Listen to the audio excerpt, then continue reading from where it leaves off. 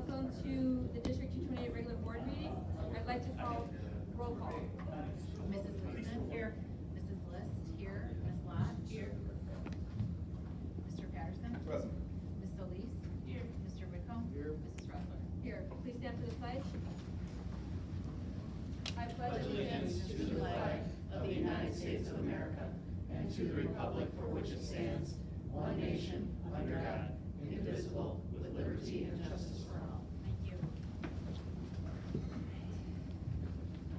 Moving on to board minute approval, item 2.1. Can I get a motion to approve the March 10th, 2026 special meeting minutes? So moved. Second. Moved by Ms. Gleason, second by Mr. Patterson. Any discussion? Roll call, please. Mrs. Gleason? Aye. Mr. Patterson? Aye. Mrs. List? Aye. Ms. Lott? Aye. Ms. Solis? Aye. Mr. Whitcomb? Aye. Mrs. Ressler? Aye. Item 2.2, can I get a motion to approve the April 14th, 2026 committee of the whole and closed meeting minutes? So moved. Second. Moved by Mr. Whitcomb, second by Mr. Patterson. Any discussion? Roll call, please. Mr. Whitcomb? Aye. Mr. Patterson? Aye. Mrs. Gleason? Aye. Mrs. List? Aye. Ms. Lott? Aye. Ms. Solis? Aye. Mrs. Ressler? Aye. Moving on to public hearing, our e-learning renewal, Dr. Williams. Thank you, Mrs. Ressler. Board members, I do have a presentation for you if you want to slide around.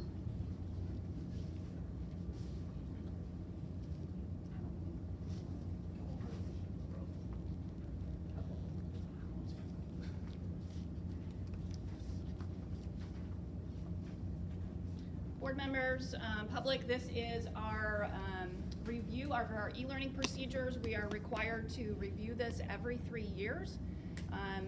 Jessica Rosinski and I have met with the JFA President Steve Hogan, and we have gone through and cleaned up some of the language from our old model, added some new procedures. Both the administration and the JFA support this new plan, so I'm presenting it to you this evening.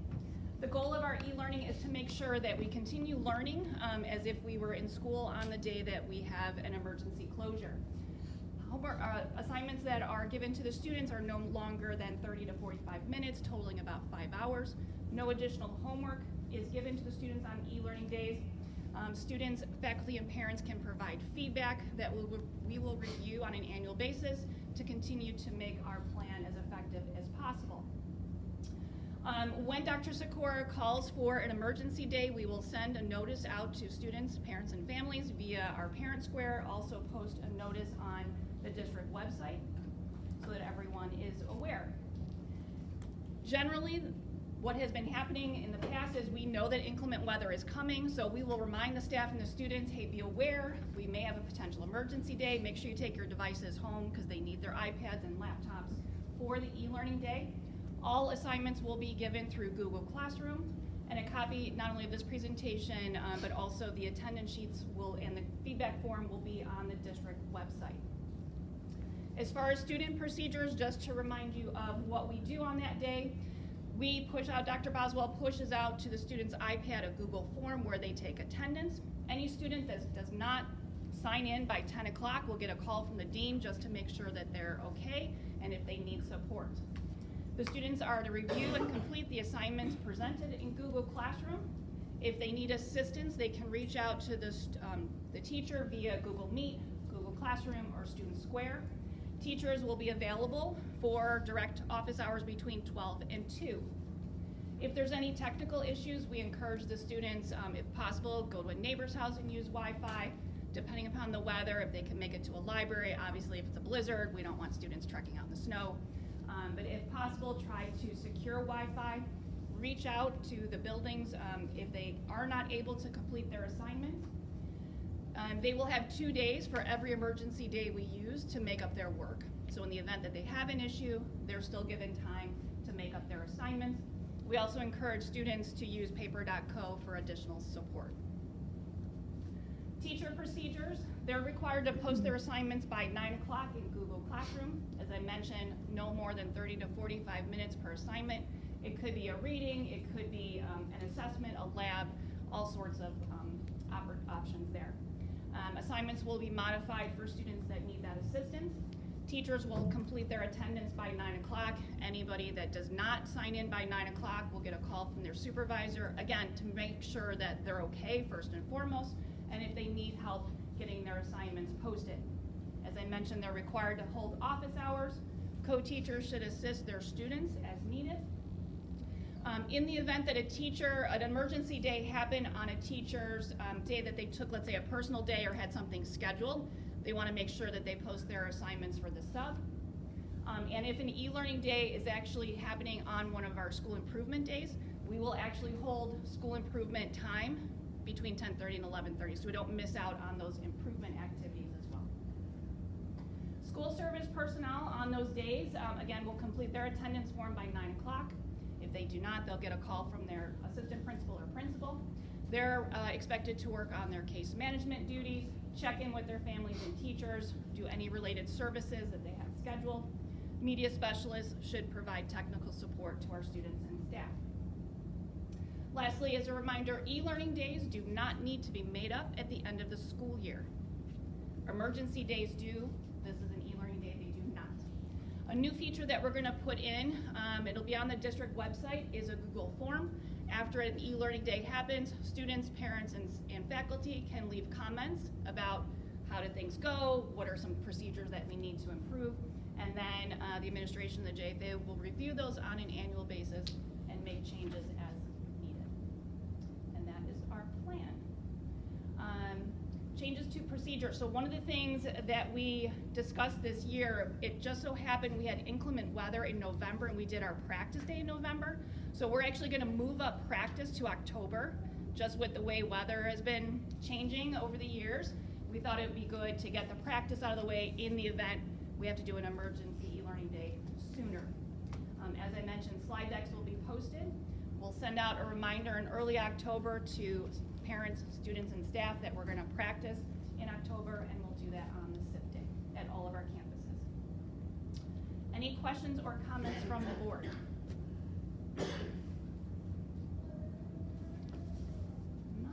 Mrs. Ressler, if you would open the floor for public comments. Can I get a motion to open the floor to public comments? So moved. Second. Moved by Mr. Whitcomb, second by Ms. Gleason. Go ahead. Mr. Whitcomb? Aye. Mrs. Gleason? Aye. Mrs. List? Aye. Ms. Lot? Aye. Ms. Solis? Aye. Mr. Patterson? Aye. And Mrs. Ressler? Aye. Floor is now open to public comments. So we don't do presentation?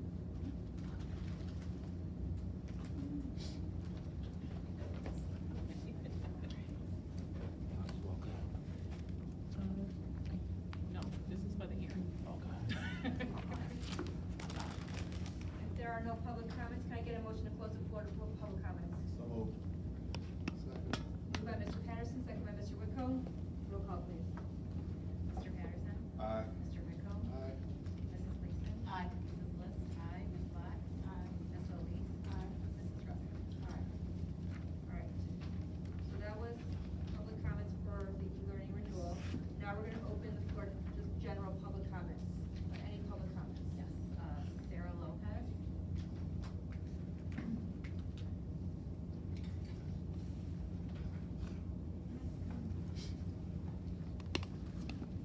There's one more note I forgot to write on that form.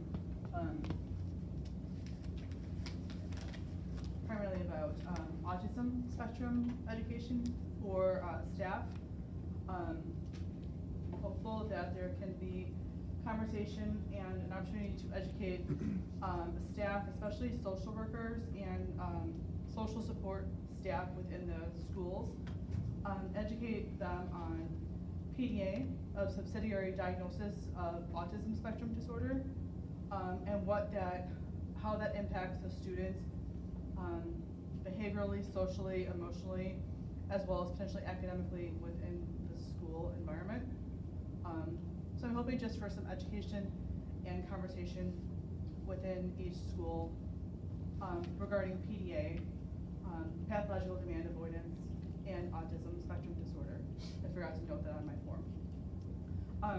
The other thing I did note on the form, My daughter, over spring break, so I guess a month ago already, traveled with her band to, where'd they go? Nashville. I at the time learned that there is not a policy, at least within her school or the district, with regard to if a student needs to take a medicine for and/or a supplement while on a trip. I was surprised by that, so I'm hopeful that there can be a conversation that would then mean a policy and blankets the all of the campuses with regard to safety for the students,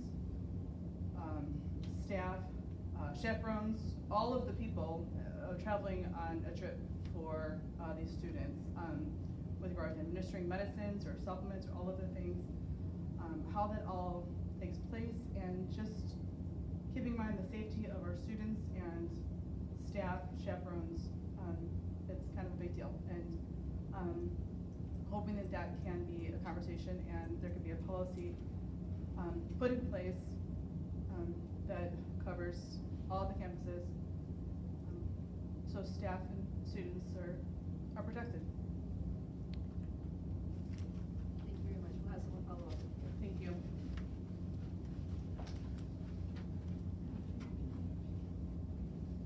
Keith Franklin.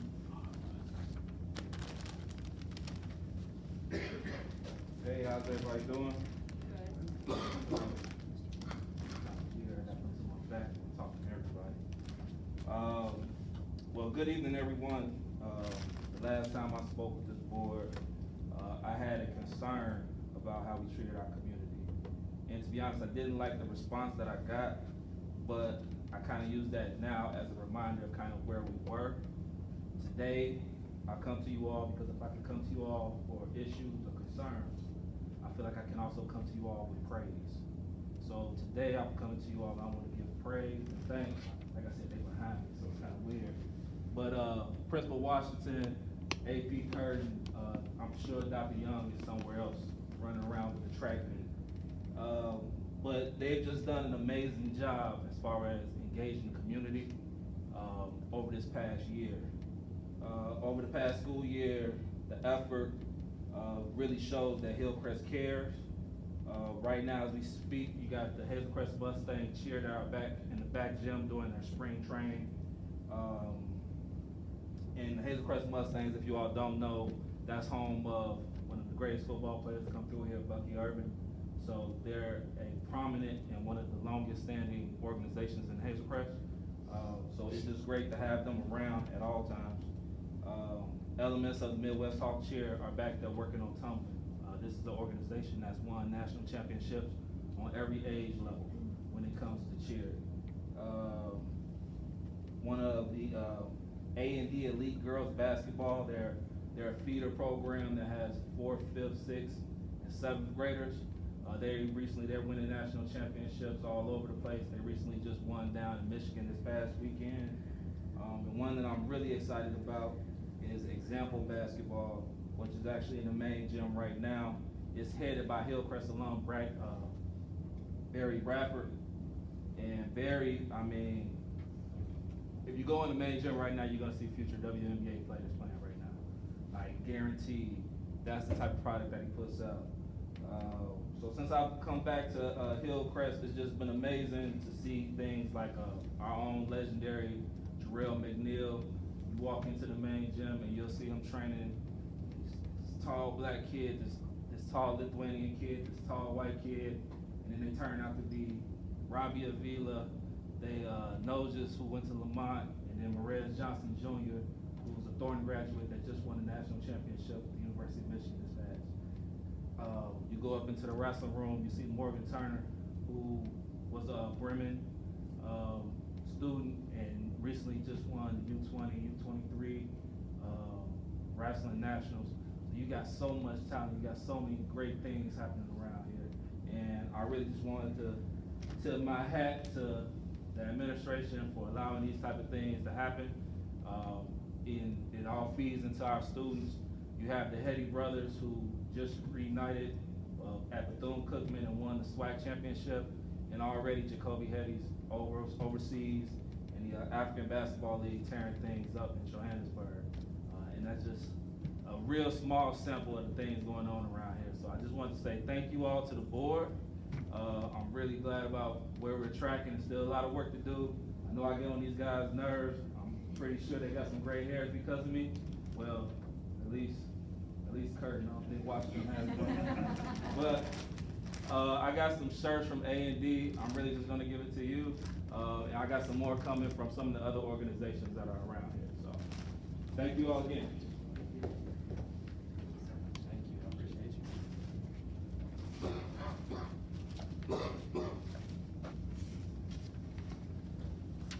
Any other comments from the public? Public comments? All right, if there are no other public comments, agenda item 4.2, City of Oak Forest TIF number 7, extension presentation. Hey, good evening, board. Without further ado, I have a item here for discussion with, amongst the board members. Happy to provide any information that you need beyond that, but I will, get started here. So, what is being requested is, tax increment financing extension for Oak Forest's, TIF district number 7. Some history on the specific site and property that we're looking for in question here for the extension of the property, as well as the TIF entirely itself, is that the city has identified a site for redevelopment as early as the early 2000s, and it has went through the process of relocation of a former mobile home park, as well as acquirance of the property between 2016 and 2018, which is at the time when the original TIF was created. What is being proposed on the site that we were speaking of is a mixed-use development. This would be located on 159th Street between Laramie Avenue and LeClaire Avenue. On the corner of Laramie is the existing original pancake house that will stay and remain. This would be seated around that, and I'll show you the site plan in a future slide here. So in the front of the property would be 2 commercial buildings with a square footage of 3,250 of retail, including drive-throughs potentially at this point. Potentially those could change to patios or some other kind of mix of that retail space. They're hoping to identify some type of food user to kind of cater to the 159th Street commercial that's already there. And buffering between there and the residential to the north, which is all majority single family, and then some multifamily to the west and the east, would be 2 multifamily buildings in the back of the property, providing 60 units for each of those buildings for a total of 120 units. And those are a mix between 1 and 2 bedroom rental space for apartments. Additional space in those buildings will be utilized for bike parking, repair, fitness, co-working space, and some outdoor activities that will be available on the site. The estimated project cost is at a $39 million project.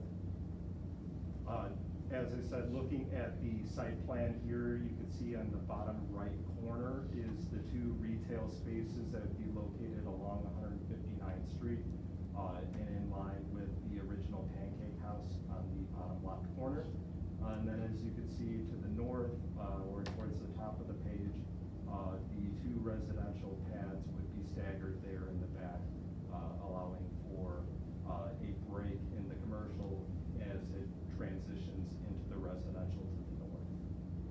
Some rough renderings that have been provided from the developer. This would be the 2 residential pads in the back, and then this would be a look at the commercial space along 159th Street.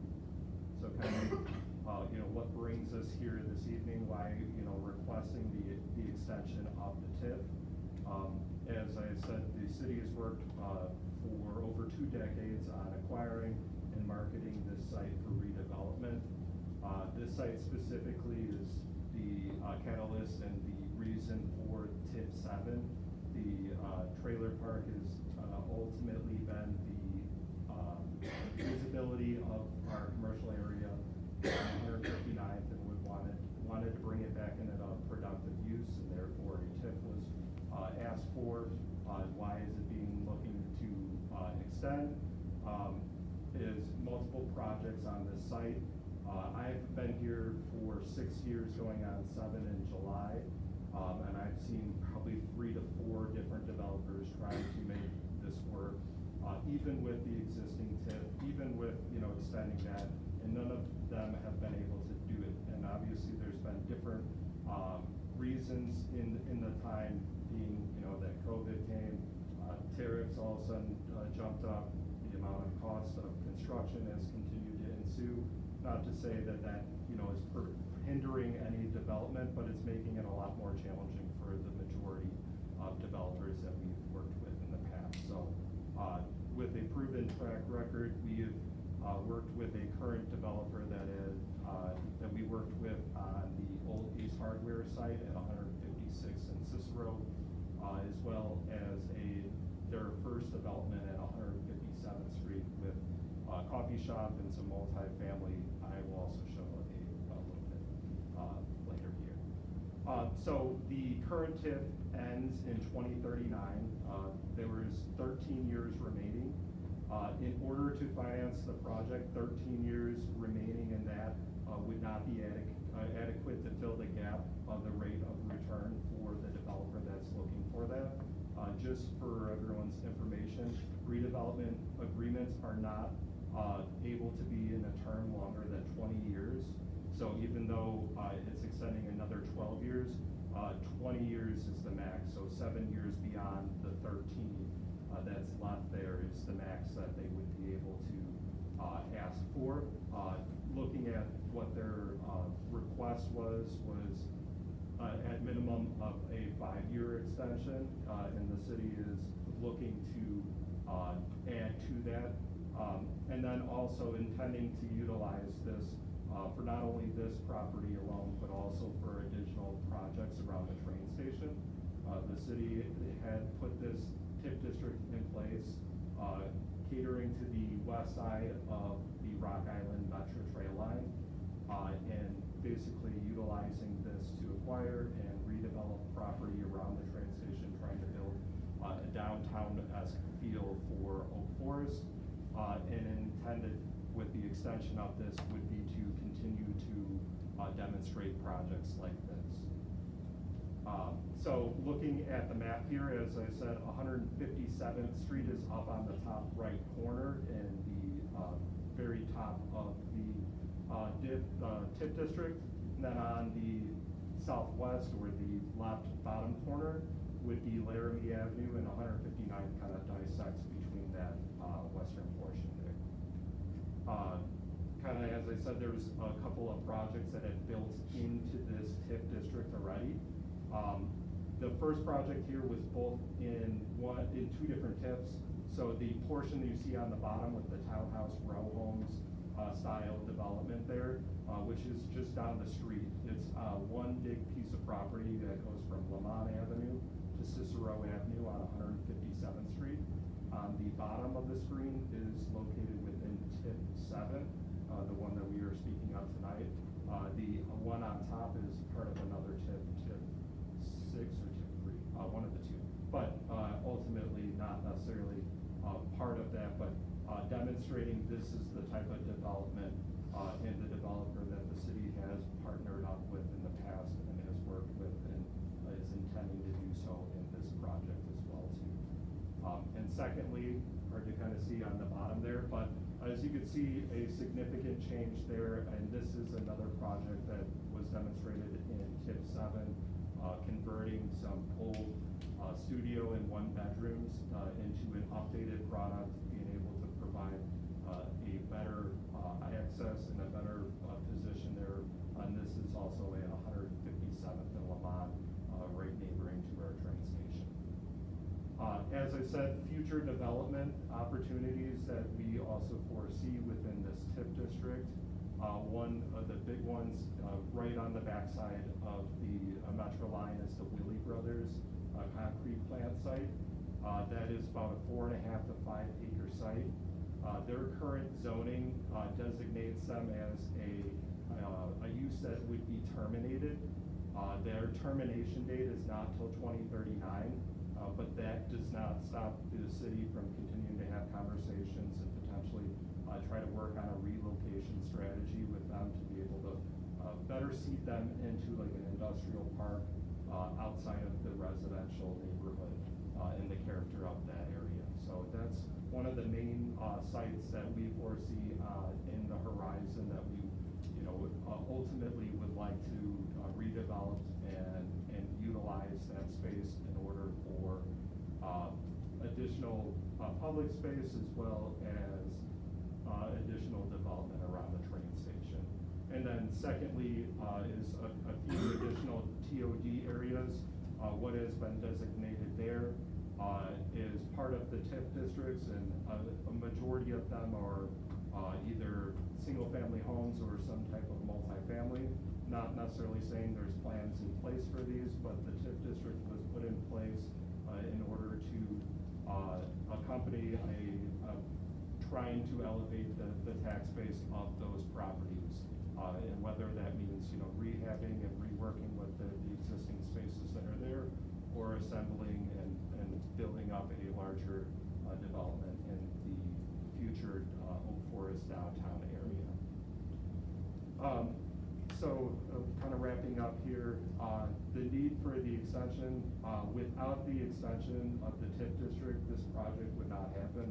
That's something that we wouldn't have gotten as far as we have. We have explored this and spoken similarly in these conversations with the other taxing bodies, which ultimately they have agreed on the extension of this TIF in order for a project to happen. And then secondly, the city intends on doing everything that it can to make this deal a little bit more feasible, a little bit more acceptable, and we're intending on leveraging any of those dollars that would be provided for purchase of the property from the developer to be in turn and put towards that incentive request on the TIF of this project that we're talking about at the old former mobile home park. And then, so as far as next steps, we have already been in conversations with Senator Bob Rita or State Representative Bob Rita, and looking to try to get onto a legislative bill here in early or late spring. And if all goes well on their timing, they have just been waiting on making sure all of the checks and balances are in place. They have already completed their environmental reporting and just making sure the site is all suitable and making sure that they have everything that they need. Anticipating to break ground later this year and complete in mid to late of next year. So with that, I would entertain any questions. Just for the record, can we get your name and your association? I appreciate it, thank you, I'm sorry. My name is Paul Ruane. I am the Assistant Director of Community and Economic Development for the City of Oak Forest. Thank you. No problem. What are you trying to get from the state legislature? I'm lost there. So in order for a TIF to be extended longer, that would need to be going onto a state bill in order for that to be approved at the state level. So any TIF request, whether it be a brand new one, an extension, some changes to that, all of that would be required to go into the House or Senate bills that go before the state. Out of curiosity, with 13 years remaining on the SIP, you said that it's just not enough. Like, what is not enough about 13 years remaining? So the way that the TIF is figured is there is a frozen value of the property. When we put it in place in 2016, what the value of the property was frozen at that point in time. So that value hasn't changed since then, 10 years later where we are today. With the lack thereof of projects, with the exception of the two that I showed as examples here, There is only so much additional value that has been added since that point in time in 2016 when that value was frozen. So with this, they're only able to get so much value per year based upon what the city has been given. So we do that based upon property taxes that the city collects. And basically how that works is that what we collect is then provided back to the developer in order to make the project happen. And that's usually at a portion of either the specific project constraints or the entire TIF district in basically funneling money back into that project in order to make the project happen. With the current 13 years, it's basically the cost of construction and the request of the gap that they have from where they are at and they're able to afford to make a return on investment and what the city has to offer on an annual basis. So the timing versus the amount of costs for the development is ultimately the reason for the extension to make that something that we could stretch out longer in order to absorb that cost, because the cost is only going to go up so much, and they have to basically create a cost that basically makes it available for them in order to process. So you're projecting the number to go up? Correct. For the next? Exactly. 13 years? Yes, and then, after that, once the TIF is ended, then those funds get redistributed, the value goes all the way up to where it's supposed to be, and everything else gets distributed out to those other taxing bodies. So if the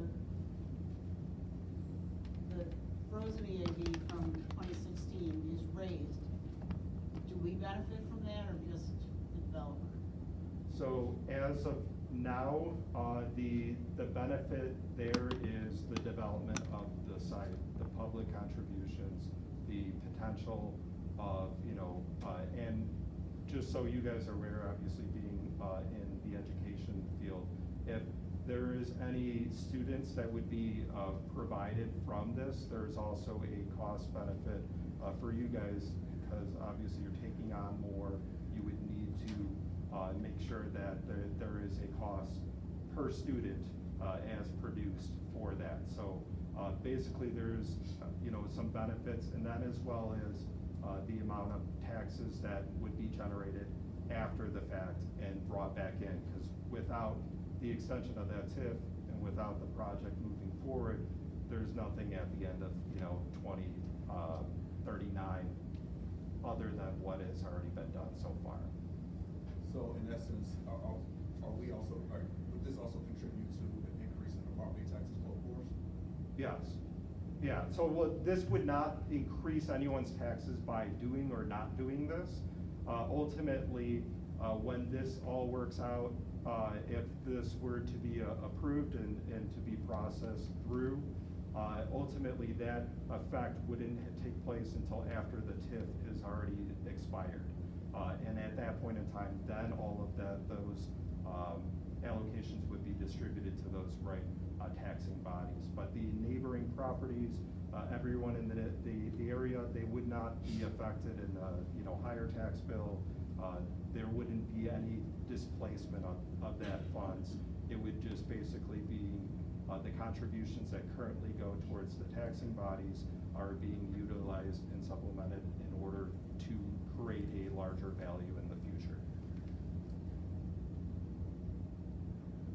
So there's an actual, real tangible development agreement with a specific developer ready to go contingent on approval of this extension? That is correct. So we have executed a letter of intent for them to gain access, to start doing their due diligence on the site, put together site plans and things like this.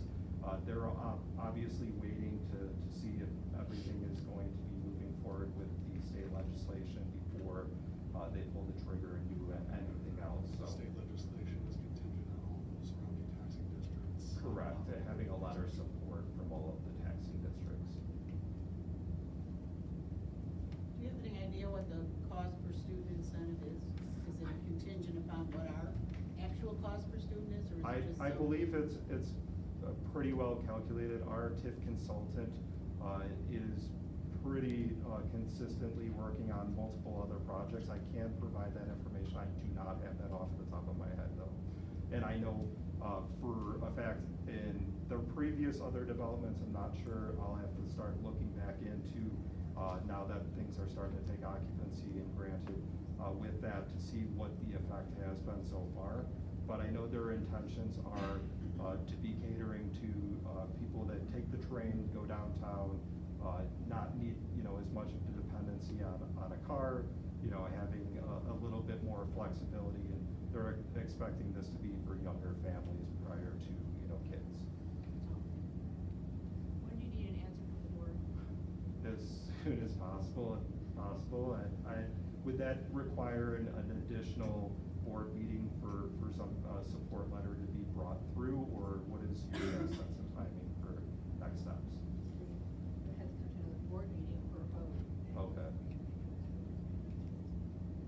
And then, so then that would be as early, I'm sorry. to May remember. 19th is our next board meeting.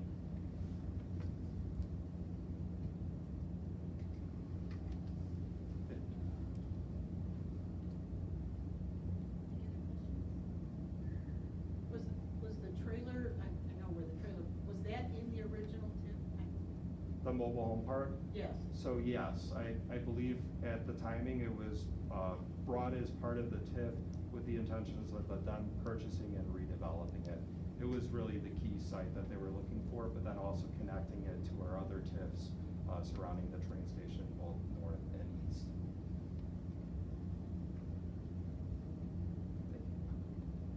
Thank you. If the board has other questions, we'll make sure we get to. Yeah, the feel right free. ones. I have a card I can leave with anybody. That'd be Yeah, great. and then as well, That'd be I have contact purpose. Yeah, that'd be great. Awesome. Thank you guys so much.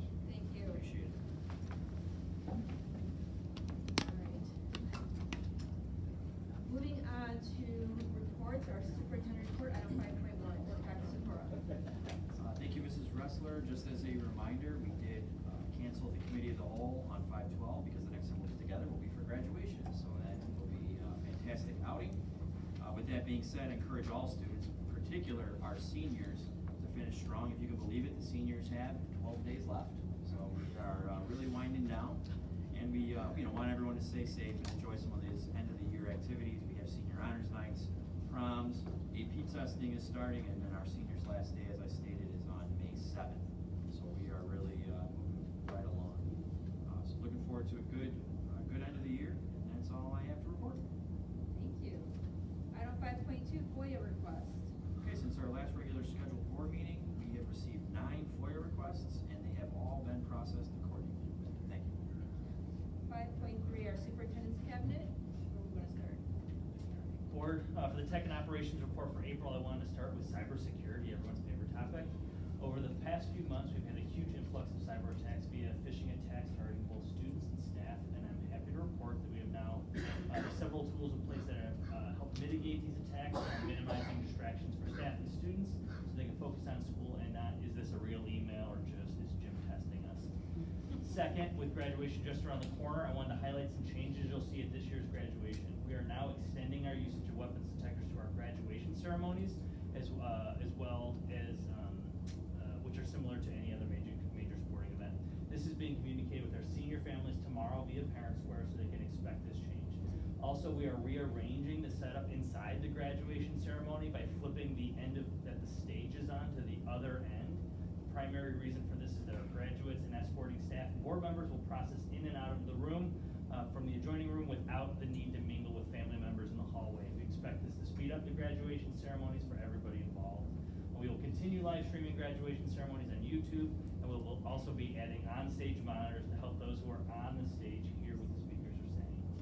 Third, the preparation is to bring our new site on board from a technology standpoint, and our new Ed Center is in full swing in collaboration with Mr. Baffo. The building is wired. We have the equipment pre-configured sitting at the old Ed Center, ready to go, so we can get it up and running in advance of moving to our new building. The amount of coordination to get this running is significant. I want to thank our technology team members and vendor partners for working hard to get all this prep work done to make it smooth. And lastly, lastly, I represented our district and IETL at a national COSIN conference last week in Chicago at the Sheridan, in visiting with vendors and other school districts, talking through AI, personalized learning, and training our students for 21st century skills. It's very apparent that our district is leading and serving as an example for other districts. That only happened with the board support, which is apparent to me as talking to other CTOs. Not every district supports their technology department as well as you do. So thank you for your support and go through our efforts of moving to the next generation. Mr. Backup. Good evening from Buildings and Grounds. We recently held our annual integrated pest management review meeting with building chiefs and associate principals. The meeting went well and provided an opportunity to review our current practices to ensure continued compliance with our IPM program. The IPM plan was updated accordingly to reflect our ongoing compliance. We've updated our communication procedures to improve notification regarding herbicide and pesticide applications around the schools. In addition to continuing to post required notices on school entry doors and uploading information to our school web pages, we are now utilizing ParentSquare to ensure broad communication with teachers, staff, and parents. We are transitioning from heating and cooling operations at Tinley Park, Hillcrest, and Bremen Suite. You might be able to feel that now compared to last week's meeting. Due to the system design, we are not able to alternate back and forth between heating and cooling once the changeover is made. Outdoor temperatures have stabilized at a level where we feel heating is no longer necessary. We are moving into the seasonal cooling period. Building administration was contacted in advance and has agreed to proceed with the change. Next, ComEd recently accessed our campus grounds at Bremen High School in response to a community-related electrical issue. During the course of their work, an area of our property was damaged. We communicated our concern to ComEd, and they have since completed the necessary repairs to restore the affected area. The matter has been resolved to our satisfaction. And finally, over spring break, our in-house maintenance team completed a project at Bremen High School to install new LED light fixtures throughout the second floor hallway. In 2022, LED fixtures were installed in all first floor hallways, however, the second floor had not been completed. LED lighting now extends throughout all academic hallways in the building. Building Chief Eugene Reyna was able to acquire the new light fixtures at no cost to the district through available utility rebates for converting from fluorescent tube lighting to LED fixtures. That's the April facilities report. Good evening, Board. For the April Special Education Report, it is a busy month in the Special Education Department. We started the month by celebrating Paraprofessional Appreciation Day on Wednesday, April 1st. Our paraprofessionals are vital members of our school teams, and they help support students academically and behaviorally across the schools. We celebrated our nearly 60 paraprofessionals with donuts and notes of appreciation from the building special administration team. The month of April also marks Occupational Therapy Month. Nearly 3 years ago, the board approved my request to directly hire the district's first occupational therapist rather than me contracting for that service. Our amazing OT Liz recently facilitated a pen pal activity between our Excel students at Bremen and Bremen teacher Ms. Andrea Agnelzi's senior English class. Liz, the OT, wanted her students to practice the mechanics of writing, so she set up the students with Ms. Agnelzi to write letters back and forth to each other.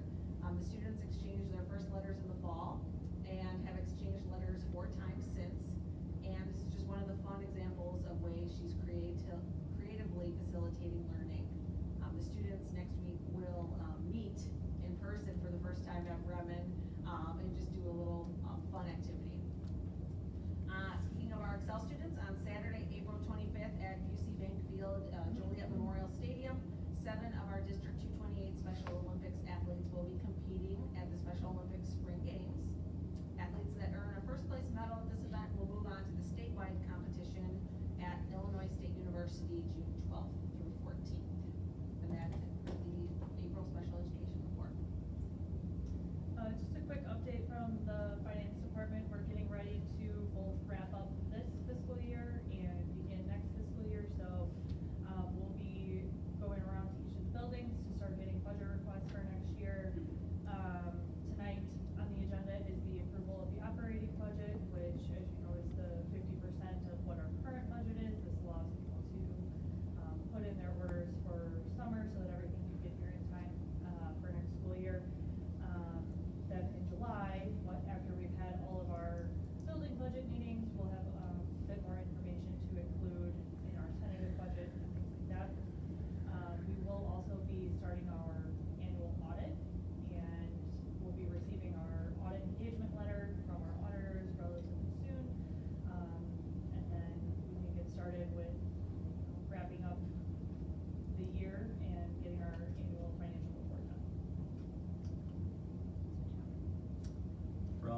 the personnel and student services.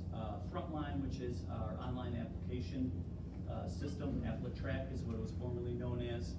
We've recently updated the visibility capabilities of the program. So it's designed to improve how the jobs are discovered and searched and things like that. And I mentioned before, K-12 Job Spot and Indeed is where some of our postings go to. And now with the improved visibility, it'll be on Google Jobs as well. So hopefully that'll widen our net a little bit more with candidates for some of our positions. Student services world, the social workers have kind of wrapped up, and we're finishing things up on a mental health screener, a district-wide mental health screener. We've had some health screeners individually per building, but we'll continue to kind of wrap those things up and plan throughout the summer so that we can get a pilot going in the fall for our students. And then Mr. Baffo didn't mention, I met with the athletic directors last week, and they're really excited because everyone is going to very soon have their shot clocks installed. Next year is the inaugural year for IHSA, where it's mandatory shot clocks for the games. Dr. Skora has a little contest for our athletic directors plan to see how well the shot clocks work in all of our buildings, but we're excited that we'll have that ready to go in time and work out all the bugs before the season begins. I'll let you know who gets bragging rights. Any other? Okay, moving on to our principal reports. Good evening on behalf of the Titans. I was back there crossing things out just because I could tell you about 100 things that either have just happened or are up and coming in these next, 20 days of school. So I'm trying to compartmentalize it for everybody. Well, first of all, I do want to give just a shout out to the entire Titan family and the Titan staff. I'm so incredibly proud of all of their efforts that they put forth this year, getting our kids ready for the ACT. It just felt different this year, and obviously you guys know I've been around for a while. So it just felt different. Everyone was on the same page, working together, common goal, to get our kids prepared to take this all-important test. So we're super excited to get the results. You know, we're not waiting like biting our fingernails. We can't wait to get those results and see the fruits of the labors. To add to that, we had 27 staff members. So in addition to our administrative team, do what we always do every ACT day, get up there at Tinley Park High School at 6:30 in the morning, cooking breakfast for all of our junior testing students, eggs, sausage, pancakes, toast, cereal, granola bars, you name it, orange juice was all there for them, as much as they wanted, to make sure that they're awake, alert, and ready to do a great job on the test. We had DJ Mike Mongan going on in the cafeteria, making sure that you know, there was some music going and their hearts were beating and they were ready to take that test. I am just incredibly impressed and thankful for the generosity of our staff when it comes to things like that. People just show up that don't even tell me they're showing up, and we have a full kitchen just cooking for our kids. They come in and the kids give them a standing ovation for cooking for them. It's just a great moment. We're also giving our last STAR reading assessment. Hats off to the board and to Dr. Williams and Dr. Bisek for really focusing in on our strides with increasing reading scores with our kids. Our last test is tomorrow, so we're excited to see those results as well. But let's stop talking about testing. We have a lot going on. So on Sunday, April 19th, our Jazz Cafe took place. If you haven't been to one of our Jazz Cafes, please make it a point to stop by. Our band boosters and our new band director, Matt Hendricks, does a great job following in Vince's footsteps to continue this great tradition, which is a great fundraiser and showcases our jazz band, which is just absolutely amazing. Invited some middle schools to come in and perform as well to help with kind of some recruitment and celebration. It was a great day. The reason why I mention that is because if you're not doing anything this weekend, and Ms. Gleason, I know I usually see you there with the grandkids, our musical is this weekend, Charlie and the Chocolate Factory. So our outstanding band, again, will be providing the music for our musical. Friday, Saturday, and Sunday, would love to see you there. We have also on Saturday, Kelsey Nealon, although she's at Delta, she's a Titan at heart, one of our alum. She hosts a charity soccer game for another one of our Titan alums who unfortunately passed from breast cancer. We'll always remember Christine Herman in our hearts, and this alumni, or this soccer match is a fundraising event that goes to breast cancer awareness.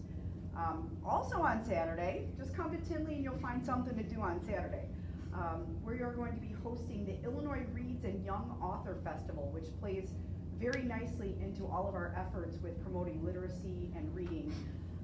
Our media center coordinator, Renee Yonker, has really been spearheading this. We're gonna have 22 authors in our building giving presentations and signing books that are written from children from birth to the end of the spectrum. So what a really kind of cool event. Arshay Cooper, who wrote A Most Beautiful Thing, will be joining us via Zoom tomorrow night for our family reads night. And tomorrow is Administrative Professionals Day. Don't forget to say thank you to those who help you out every single day. Have a great night. Good evening from the Braves.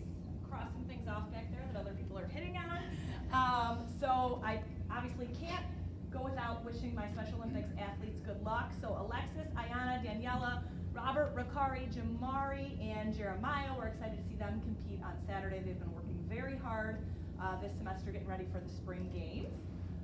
Other news from athletics, our District 228 boys water polo team just had a big win. They finished in first place at the Shepherd Invite last weekend, so we're very proud of our district team there. We are happy to announce as well that our girls soccer program, we added back our third level there, so we've got a full freshman team this year. Thank you for the support from the district office. The numbers have kind of fluctuated with different student interests, but it's nice to get a third level back out there to make sure that we've got kids involved in staying after school on the soccer field.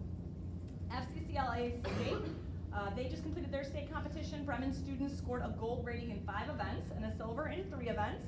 Gold ratings by Aaliyah Hooks, Galilea Pimentel, Angelina Carrig, Alyssa Torres, Montserrat Castaneda, and Kylie Beatty, and silver ratings from Zach Paleokaitis, Caitlin McLean, and Rebecca Roper. We're very proud of those students. The Adams family, so we've got some plays I know coming up this weekend. We just completed the Adams family. Our Bremen Theater put that on this past weekend. We had a great turnout from students, staff, and the community.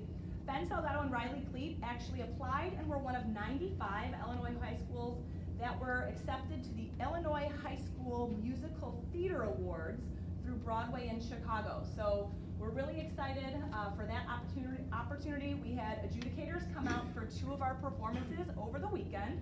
They got to take in the show and they're going to be evaluating our performance based on their very specific criteria. Mr. Salgado selected certain members of the cast. They could compete in different criteria against the other 95 schools, so we're looking forward to the results and feedback, and we thank Mr. Salgado for going above and beyond. It was a lot of behind-the-scenes work to kind of put that into motion to get them to come out to evaluate our students who were just geeked over that experience.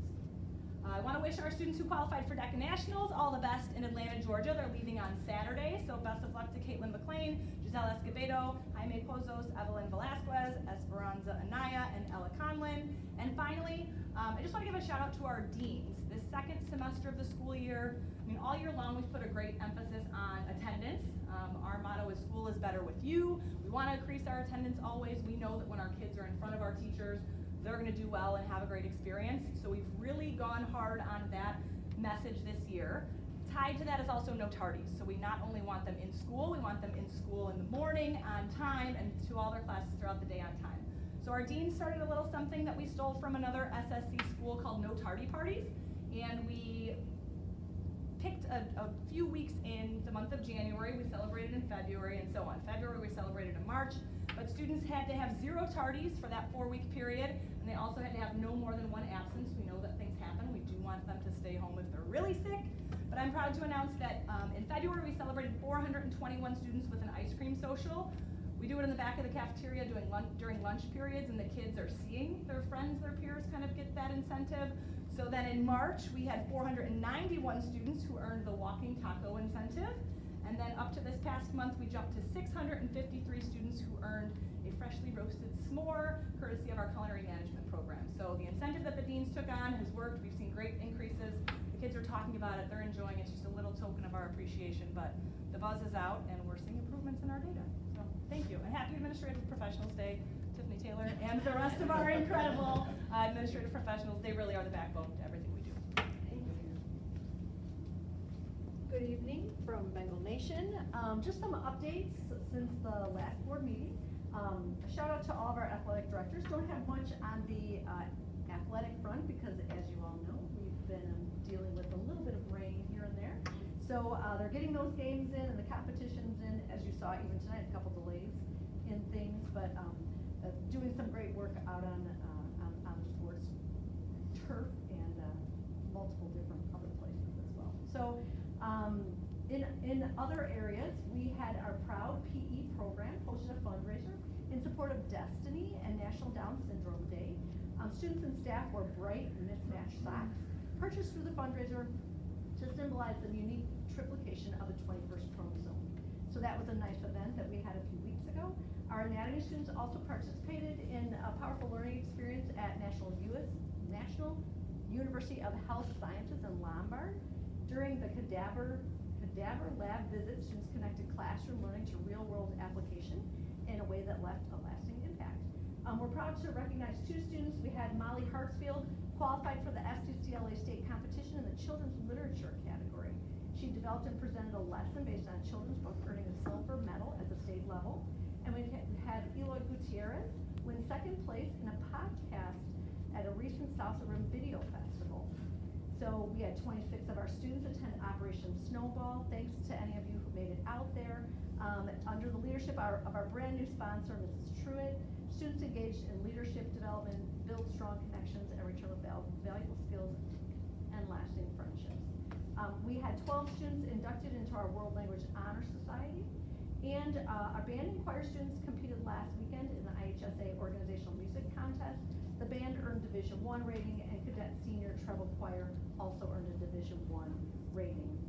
Our choir director took a group of our students to see Hamilton in Chicago, and giving them a little bit of inspiration for the upcoming performance that's happening also this weekend. We have our musical this weekend. Those of you who are trying to decide between which one to go see, we are putting on Mean Girls on April 24th and 25th at 7, and then on April 26th at 2 o'clock. It's great to see the students with all their dedication and their talent, that all coming to fruition this weekend. So that's all I have. Happy Administrative Professionals Day tomorrow, and thank you. And next, Erin, thank you. Good evening, everyone. Okay, I know we have a lot of exciting things that are coming up across the district. I just wanted to give a couple of dates for things that are going on at Delta Academy. Tomorrow is Take Me Out to the Ball Game. It is our final staff potluck that we have gotten very into this school year. So we have that hosted tomorrow, and then after that it's all student-centered everything. So it's gotten quite quiet over at Delta Academy. We only have a few on-track graduating seniors left in the building. Many of our students really took the opportunity over spring break to try and get ahead and work on some supplemental projects to get them in a spot where they would be able to breathe a little bit when we got back. So our hallways have gotten quiet. So we're going to make them nice and loud on Friday and host Bring Your Child to Work Day that I think the students and our children are excited about. And I think the parents are all looking forward to that time on Friday night already because it will be a long day. We've got some activities planned between our TEP and each of our classrooms have some activities for our own children to participate in. The students are very excited about having it. After that, we have a very busy day on May 1st. We will be hosting our annual Student of the Month luncheon for all of our students for second semester, as well as participating in the Excel Masquerade Ball that evening. So last year they had the glow theme. It was wonderful. This year's masquerade. I've never been to one. Quite excited. And after that, we have our end of the year barbecue that we welcome back all of our students from this year and previous years to come through, say hi. It's kind of become a little bit of a fun tradition, and we've even had students who have returned to their home schools reach out. I know Dean Pluhar had reached out to me the other day and said that we had former students from Oak Forest that wanted to come and participate in that again. So we are looking forward to having that. If you are around and free, we have, we don't know it yet, but Mr. Clemson and Mr. Pearson will be on the grill again, providing some delicious lunch for all of us. But tonight I just wanted to highlight really quick, Christina Del Rose and her team through our TEP program. She didn't want me to give you final numbers yet because she's very committed to getting a few more on the books. I know I had spoken to you guys about the opportunity we had this year with having Christina full-time at Delta, and how she was really excited about growing some different occupational and career opportunities for our students. And I just want to give credit to her and her team. Christina Del Rose, Connor Seglars, Lynn Fitzgerald, Mike Simpson, and Stephanie Bloom have been working with our students during class time and even outside of their class time to help them earn certificates. And I'm happy to report that as of today, we have had 50 certificates awarded to students and 3 to staff. We have 3 staff members that asked if they could sit in through a CPR class just for their own kind of well-being and safety, which I thought was pretty neat. We have had 16 kids earn food handler certificates, 26 for CPR, which I think is just amazing, and 8 for OSHA. And the other exciting thing is we have 4 students who have had hat trick. So Dylan Ohm from Tinley Park High School, Andre Miller, graduate from Hillcrest High School, Yasmin Hines from Bremen, and Justin Warren from Hillcrest all got certified in all 3 areas, depending on where they were looking to go. So thank you for the opportunity to have her full-time. It has definitely made a difference in the opportunities that we're providing for our students, for them to have different options once they graduate from our district. That's all for us. Thank you. Dr. Hook. Good evening, everybody. Welcome back to Hillcrest. Give you a couple highlights of some things that have gone on, some things that we are going to be doing relatively soon here. So as we all know, the ACT was held last week. We also kicked off the morning by providing breakfast for our juniors to help them feel prepared and energized. We created a positive and welcoming environment with music, good vibes, and encouraging messages to set the tone before testing began. Also, our FCCLA students competed in the state competition on April 8th and 9th. We are proud to announce that we had 2 first-place winners and 4 second-place winners. We are so proud of the hard work that Ms. Youngberg and her students have done this year. Additionally, tomorrow is our senior honors night at 6 p.m. in the cafeteria. Join us as we celebrate and recognize our outstanding seniors. It's sure to be a memorable evening of achievement and celebration. The Hillcrest Drama Group also invites you to its spring theatrical production, The Hounds of Baskerville. Follow Sherlock Holmes and Dr. Watson as they investigate a legendary demonic hound said to haunt the Baskerville family on the moors of England. Showtimes are Thursday at 4, Friday at 6, and Saturday at 4. Friday, May 1st is also our decision day. Stop by between 12 and 2 to celebrate our seniors as they announce their decisions for college, trade schools, or the workforce. On a related note, so far 15 of our 26 football players have committed to continue their academic and athletic pursuits at various colleges and universities, not only for football, but for other sports as well. And I've been told by Coach Keith that there are more coming in the next few weeks, correct? All right, well, that's all I have for tonight. Thanks for coming, go Hawks.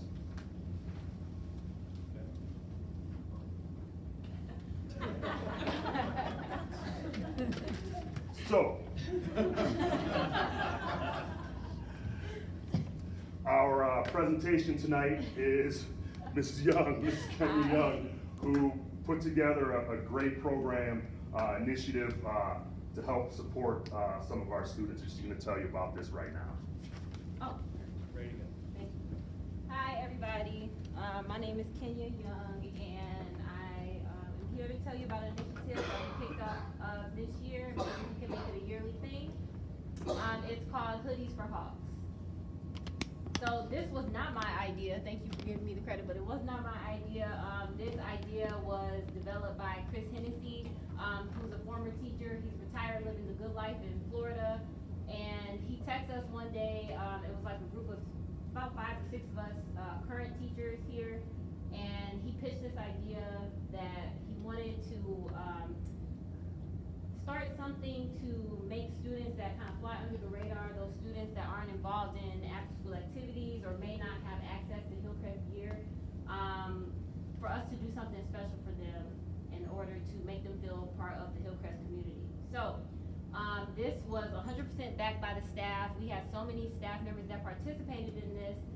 After he pitched the idea to us, I sent out a staff email to just gauge interest from who would participate in this or if this was something that staff would wanna do, and the amount of responses that I got was very overwhelming.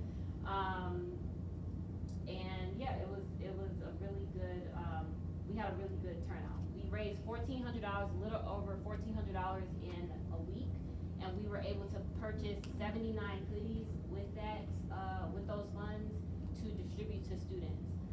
And I thought that this was a really good representation of what the Hillcrest family or what the Hawk family is about. We were able to distribute 79 hoodies to 79 students, and it wasn't just about the hoodie, it was more so about them feeling seen and feeling valued and part of the school community. With the hoodie initiative, I sent out a Google form to all the staff, and staff members were able to nominate students.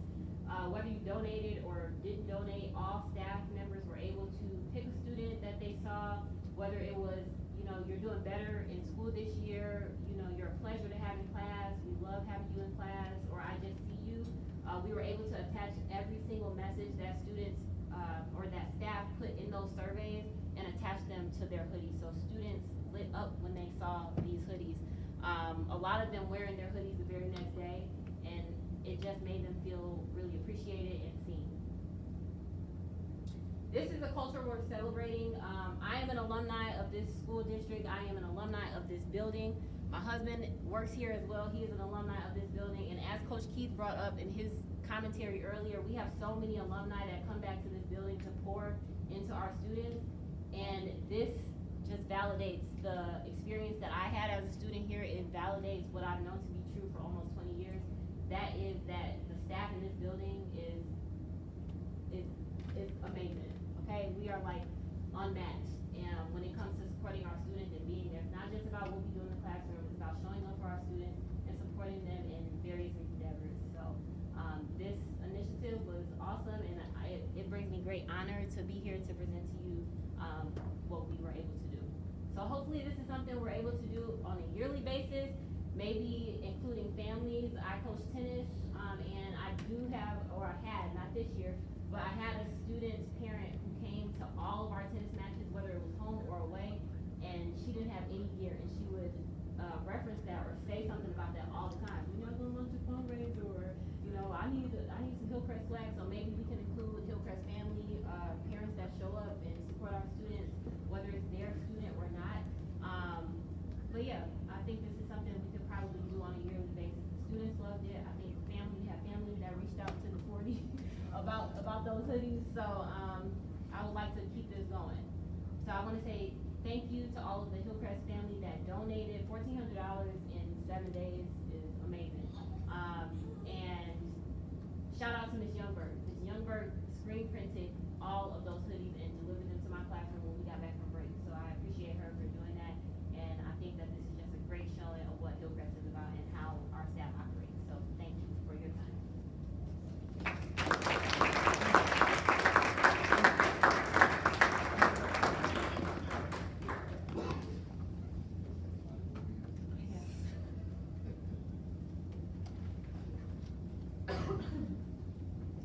All right, thank you. Are there any board member reports?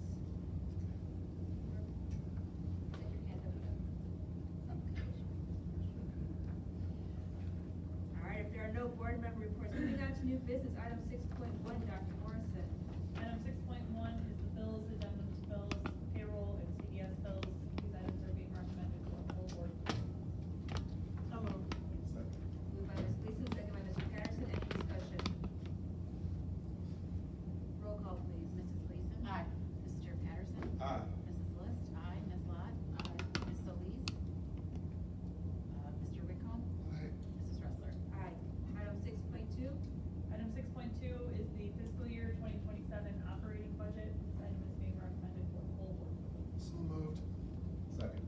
Moved by Mr. Whitcomb, second by Mr. Patterson. Any discussion? Roll call, please. Mr. Wickham? Aye. Mr. Patterson? Aye. Mrs. Gleason? Aye. Mrs. List? Aye. Ms. Lot? Aye. Ms. Solis? Mrs. Ressler? Aye. Item 6.3, Dr. Williams. Thank you, Mrs. Ressler. 6.3 is the overnight field trip request for the junior ROTC program to attend the cadet leadership camp. The The superintendent is recommending this for full board approval. So moved. Second. Moved by Ms. Gleason, second by Mr. Whitcomb. Any discussion? Roll call, please. Mrs. Gleason? Aye. Mr. Whitcomb? Aye. Mrs. List? Aye. Ms. Lot? Aye. Mr. Patterson? Aye. Ms. Solis? Mrs. Wrestler? Aye. Item 6.4. 6.4 is the instructional materials adoption. These materials were presented to the board back in March. They have been on display for 30 days at the administrative center. Now they're being recommended for full board approval. So moved. Second. Moved by Mr. Whitcomb, second by Mr. Patterson. Any discussion? Roll call, please. Mr. Whitcomb? Aye. Mr. Patterson? Aye. Mrs. Gleason? Aye. Mrs. List? Aye. Ms. Lot? Aye. Ms. Solis? Aye. Mrs. Wrestler? Aye. Item 6.6. Five. 6.5, sorry. That's okay. Item 6.5 is the District 228 e-learning plan for school years 27 through school year 29 as presented this evening. This is being recommended for full board approval. So moved. Second. Moved by Mr. Patterson, second by Mr. Whitcomb. Any discussion? Roll call, please. Mr. Patterson? Aye. Mr. Whitcomb? Aye. Mrs. Gleason? Aye. Mrs. List? Aye. Ms. Lot? Aye. Ms. Solis? Aye. Mrs. Wrestler? Item 6.6, Dr. Bison. Board members, item 6.6 is the MOU with Illinois State University that will allow our district paraprofessionals to participate in clinical hours and student teaching while completing their paraprofessional duties. This item is being recommended for full board approval. So moved. Second. Moved by Ms. Gleason, second by Ms. Lot. Any discussion? Roll call, please. Mrs. Gleason? Aye. Ms. Lot? Aye. Mrs. List? Aye. Mr. Patterson? Aye. Ms. Solis? Aye. Mr. Whitcomb? Aye. Mrs. Wrestler? Aye. Item 6.7, Mr. Towner. Thank you, Mrs. Wrestler. Item 6.7 is the Bremen District 228 Student Parent Handbook for the 2026-27 school year. As discussed in committee, this item is being brought to the board for full approval. So moved. Second. Moved by Mr. Whitcomb, second by Mr. Patterson. Any discussion? Roll call, please. Mr. Whitcomb? Aye. Mr. Patterson? Aye. Mrs. Gleason? Aye. Mrs. List? Aye. Ms. Lot? Aye. Ms. Solis? Aye. Mrs. Wrestler? Aye. Item 6.8.